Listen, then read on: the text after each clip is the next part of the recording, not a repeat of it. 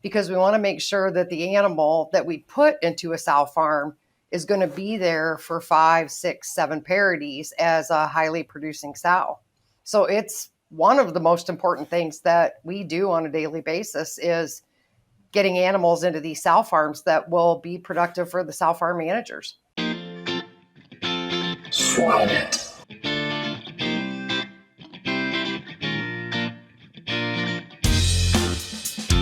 Well, good morning, everyone, and welcome to another episode of the Swine It podcast. I'm your host, Trey Kellner, and today I'm excited because we're joined by Kerri Hopkins. Good morning, Kerri. How are you? I'm well. How are you today? Hey, I'm great. Thanks for asking. Kerri, why don't you introduce yourself to our audience? So my name's Kerri Hopkins, and I am the Senior Genetic Service Manager at New Fashion Pork in Jackson, Minnesota. I have been walking around in barns for 38 years, and I've seen a lot, been a lot of places, and I'd like to think that's made me better at what I do. Yeah, for sure. So, Kerri, let's start big picture, right? So you have nearly 4 decades of experience in gilt selection and retention. First of all, what is gilt selection? What's that job description like? What's that task? And overall, what are you trying to achieve? So our overall goal is to put the very best female into our sow farms. I have a gilt selector that works for me. Her name is Jody. And gilt selection is all about evaluating how an animal walks, how she looks, her temperament. Does she have a good underline? Is the vulva and her rear legs, are they good to carry a litter to full term in a sow farm? We have her walk. Sometimes we have her run, because we want to make sure that the animal that we put into a sow farm is going to be there for 5, 6, 7 parities as a highly producing sow. So it's one of the most important things that we do on a daily basis is getting animals into these sow farms that will be productive for the sow farm managers. Meet AccuFast, your trusted partner in raising efficient, healthy, and sustainable pork. We're not just about genetics, we're about tailored solutions that set you on your path to success, no matter how you define it. At AccuFast, we channel our investments into 3 crucial pillars: our genetic offering, proprietary technology platform, and leading commercial measurement system, ensuring tangible results for our partners. Visit our website at AccuFastSwine.com or reach out to an AccuFast customer success rep to discuss how we can help you create the future you've been working towards. AccuFast. The best way to predict the future is to create it.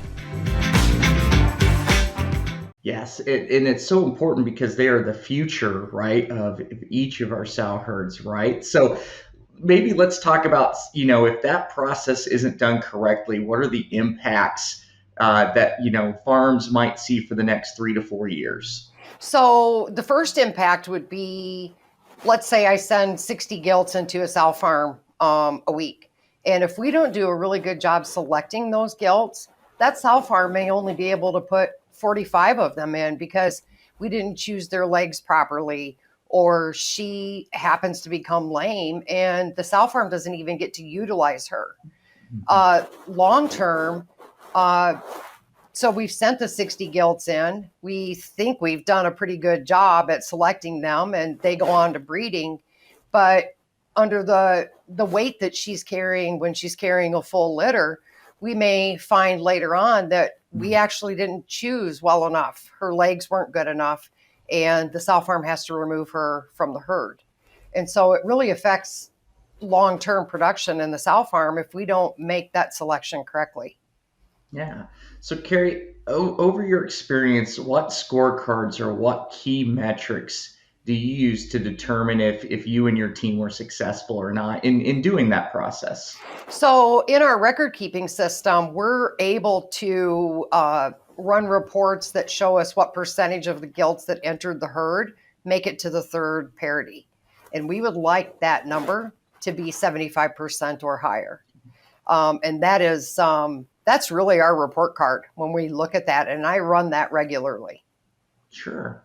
Yeah. So, Kerri, one thing with your experience, how has guilt selection changed, if at all, since the 1980s to today, and now it's 2024? Oh, I got to tell you, I can remember so many years ago, it was kind of like, oh, she's got four legs. So, yes, we're going to put her in the breeding barn. And I think that as gilts, as we started to have more pigs, we started to realize that maybe we needed just a little bit more from her than just Mm, being able to walk on four legs. And so then the teat counts started, watching her walk, uh, looking to see how aggressive she was when we selected her in the pen, because you're in a pen with 40 or 50 gilts. And that those were some of the biggest changes, was really starting to take a look at how does she act? How does she walk? And putting all those into sort of our equation for what is a successful gilt selection. yeah. Uh, Kerri, then thinking forward, what about the next 4 decades from your experience? Are we going to incorporate technology, or are Yes. we going to use, camera algorithms? How do you think that technology is going to be a tool for guilt selection going forward? Well, we're already using some of that computer technology in recording how she walks, her gait, because that has become very, very important. We have a sow farm that is a open pen gestation, about 260 animals per pen, and on that sow farm, we actually run the gilts.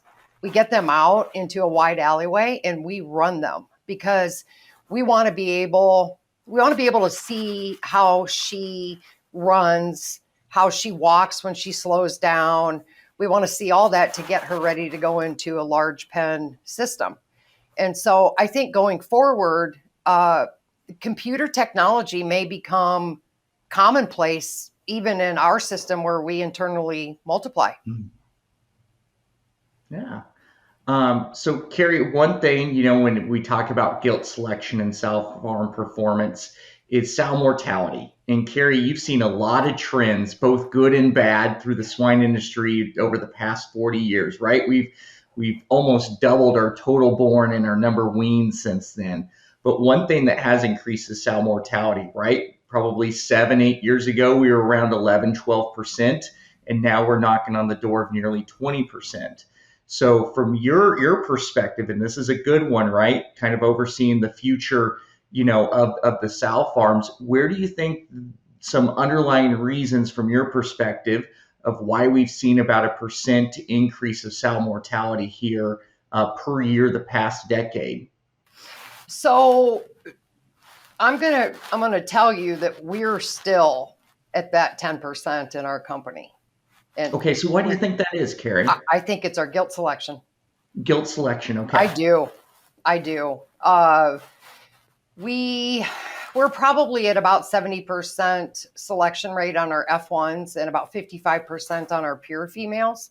Okay, And because we internally multiply, it gives us a little bit more of a choice. sure. We can be a little bit more stringent in our requirements. Sow mortality, we ask a lot of her.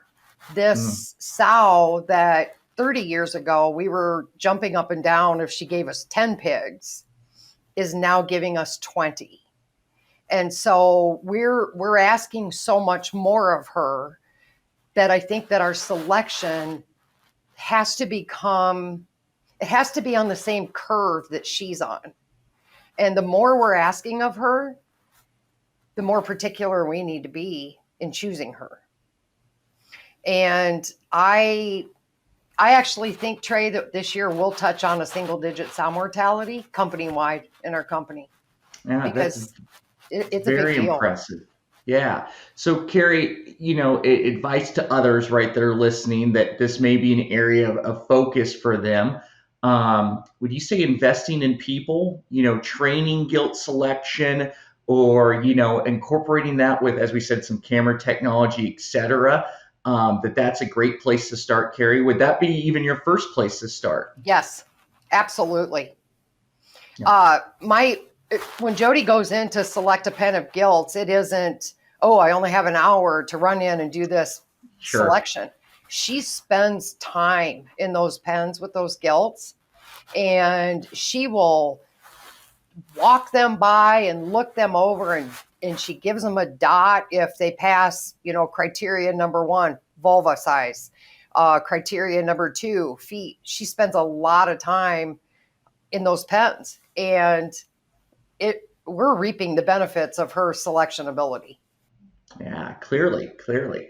So let's transition a little bit from the female side now to the boar stud, right? So you also have experience on that, and I always kind of refer to, for a lot of people within the pork industry, the boar stud is the ultimate black box. It is. And that's for biosecurity reasons, right? We want that to be the top of our biosecurity pyramids and try to keep our boar stud as clean as possible. But that also means that there's not a lot of access. So, Kerri, for a lot of our listeners, they really don't know what a boar stud is. First of all, let's just start big picture. Can you explain what a boar stud is, how it's laid out, and what their practices and processes are on a daily basis? Yeah, so the boar stud, we have 2 of them. One has 125 boars and the other has 250. And I'm going to back up. Years ago, we had the boars on the farm and we did hand mating. You took the boars that you had and you did what you could with them. And through technology, time, EBVs, the indexes on boars, we'd like to have the very best index used on our sows. And what better way to do that than artificial insemination? Mm-hmm. And so we house these boars in individual stalls, and they are collected once a week to provide an ejaculate that we extend to go out to the sow farms. They're, as I said in my notes to you, for being the big tough guy, those boars are really sensitive. They don't like a new neighbor. They don't like a new employee in the barn. They're incredibly sensitive. But the boar stud is, it's the heart, and it's also the first place that a sow farm will point a finger at if their conception rates go down. Always the boar stud. And so we've really tried to build a relationship with the sow farms and the sow farm managers so that they can trust the product that comes out of the facility. Yeah. So, Kerri, maybe explain some of the quality assurance procedures that you have within your boar studs to ensure that quality and that trust is maintained. So every day we check the samples from 5 days ago. So we look at samples from 24 hours out to 5 days, and we make sure that we have good motility and that everything in the sample looks good. Every 2 weeks, we'll send 6 random samples. I just have them pull them so that they can't plan for them to a third-party evaluation to make sure that our cell count is where it needs to be and our motility, morphology is all good with those doses. And anytime a sow farm has a problem, I provide that information to them. Another thing that we do at our boar studs that's maybe different from other places is no sow farm gets a single batch. If we have a batch, it is equally split between 2 sow farms that are getting semen that day. It's kind of a check and balance, because if one sow farm jumps up and down and says, we have a 50% conception rate, but the other one was a 95, then we don't have a semen problem. We have an on-farm problem. Mm-hmm. And that's solved a lot of questions in the past with our semen production. Sure, yeah, and good tip to share. So one thing for sure that you discussed, Kerri, in your notes was, and you mentioned before, was building that trust, right? So you probably aren't having a lot of on-site visitors, right, to show them the process or the boars. So how are you best doing that? Is that personal communication? Are you doing virtual tours? How best are you interacting with those sow farm managers to create that trust and break down those barriers? So we actually have had our sow farm managers in the boar stud. Oh, We've nice, very nice. Yeah, we've gotten them cleaned up over the weekend and showered in on a Monday morning, and we let them watch the whole process. We let them see the evaluation out to day 5. They watch the process when the dose comes into the lab, how much care is given. So that when I first did that, the sow farm managers were amazed at the process Oh, I bet. because up to that point, they had no idea. One of them actually said they thought that it just came in and got mixed up and went right out to the sow farm. They had no idea that we have this high power microscope on the counter that we're actually evaluating individual cells. Yes. Yeah. No, as I said, it's the black box. So I've had some people just say, "Oh, it just magically appears. It just shows up." Right. So It does. clearly not the case at all. So one thing that I wanted to close on this boar stud conversation before we shifted on to our next topic, Kerri, is, we've talked a little bit. I'm a nutritionist, right? One thing that's easy to blame is feed. The next thing that's easy to blame is the boar stud. So as you have clearly shown, breaking down barriers, building trust, for those, that are, in systems and positions like yours, what best piece of advice can you give them, to kind of build that trust and show, hey, we're producing a quality product for you? It's really about being an open book. If the sow farm managers or management, other places in the company don't know or understand what's going on within the doors of that boar stud, you automatically always think the worst. And so it really is about being an open book.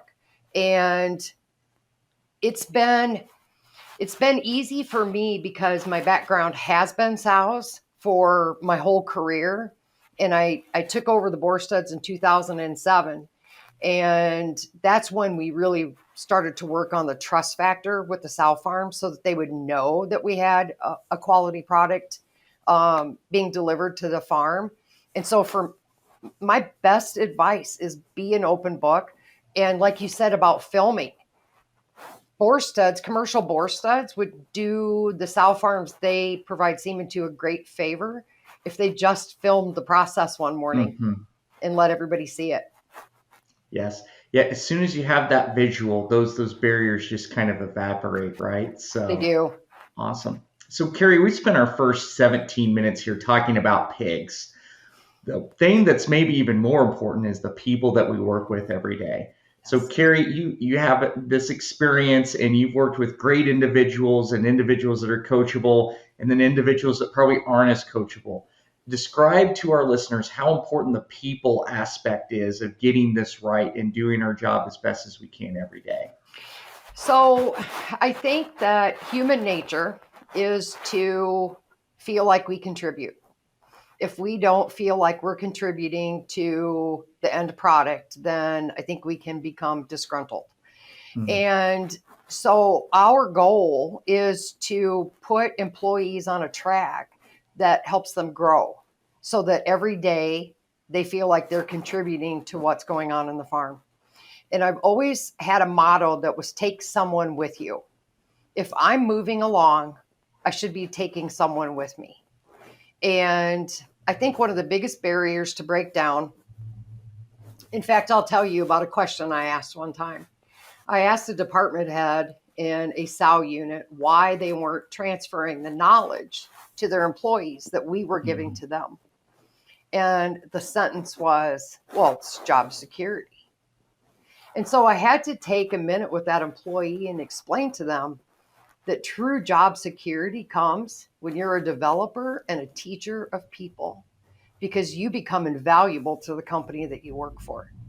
And so we're trying to build a system where knowledge is transferred easily and readily. Your word, being honest with people, having your word mean something. When you say something, follow through with it. if you can't follow through with it, don't say it. And so that's kind of the way we look at training people in the company. Mm. Oh, great words, Kerri. Also just to mention your notes, something that I try to do too, that I just want to highlight for our listeners and showcase on your behalf, if you're okay with it, Kerri, is also just being humble and saying, I'm not sure, or you know what, I got that wrong, but you know what, I want to do better the next time. I think breaking down those barriers in terms of that trust relationship, one-on-one, or one to a team, is super important. I can't tell you the times I've had to say I was wrong or I'm sorry, or I owe you an apology because I handled something incorrectly.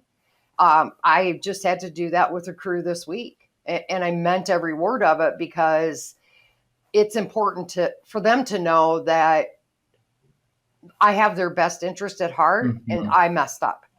And I mess up all the time, Trey. I'm right there with you. I always try to, have the stance of, I'm not trying to make myself look good or make my team look good or whatever. We're trying to make all of us look good. Yes. And that's the intention 100% of the time. Yes. So then stating that, right, and then acting that way can be just as important as providing, a quality service or product every time, right? Correct. So, yeah. Explore Meta Farms for all your livestock production data needs. Experience our integrated software platform offering complete operational visibility from breed to market. Utilize customizable dashboards for data analysis and benchmarking. Meta Farms mobile apps enable offline access, maximizing efficiency and enhancing profitability. Visit us today at Meta Farms. It's time for our famous three. Swine is a professional solution provider for enzymes, probiotics, and functional additives. We offer customized formulas to target nutritional issues in livestock and maximize the utility of animal feed. Find us at sunhy.com, spelled SUNHY, for more information.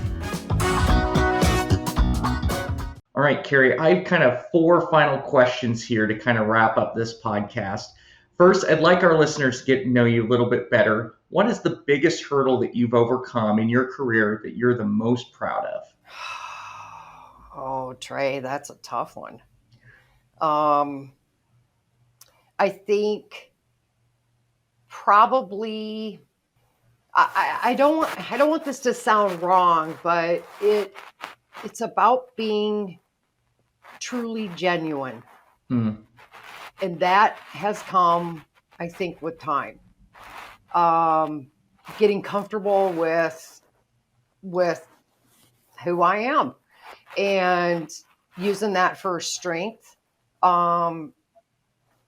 That's probably been just the biggest thing. And that's, like I said, probably just come with maturity. Hmm. I am who I am. Yes. Oh, that's an outstanding answer. And thanks for sharing that, Kerri. It's cold today as we're doing this podcast, right? It's supposed to be colder the week after this podcast. So I want to ask a funner question instead of thinking about the cold. What's your favorite thing to do when the weather starts to warm up again? Oh my gosh, my flower beds. Holy cow. And then camping. We camp. Oh, nice. And I got to tell you, we started when everybody was on COVID lockdown. And I said to my husband, look, I'll go to that campground, but I don't want everybody in my campsite, And I got to tell you, it wasn't but just a month into going up there on the weekend where, boy, if I didn't have everybody there that I could cook a huge breakfast for, I was unhappy. And that ended up, camping is a place where I go to breathe at the end of the week. That's where I breathe. Yeah, And my that's awesome. grandkids. Oh my gosh, playing outside with my grandkids. Oh, yes. Yep. Do you have a particular flower that you like the best or that's in your box the most? Probably Weigelia shrubs. I think they're the most Sure. beautiful shrub. Yeah, that's awesome, Kerri. What's your favorite pork recipe? Oh, it's called a neighborhood bean soup full of ham. old recipe that I found. I just made it the other night, in fact, and quite delicious for this time of the year. Yes, that sounds amazing. Last question for you, Kerri. If you could fix one issue that the pork industry has today, and you could fix it tomorrow, which would you pick and why? I would pick sow mortality Same. because it is far-reaching. It can be devastating to production, and it can be devastating to morale of employees, because it's pretty humbling to take care of animals. And when you have to, take care of a lame sow or something along those lines, it's disheartening to a crew and it's hard on them. And so that would be the very first thing I would fix. Yeah, great answer, and cannot echo those comments more. So, Kerri, I want to thank you for your time. This has been a great conversation, and I'm sure our listeners got a lot out of this. So with that, this concludes this episode of the Swinette podcast. I hope you check out more episodes that come out every week. Thanks, and have a good day.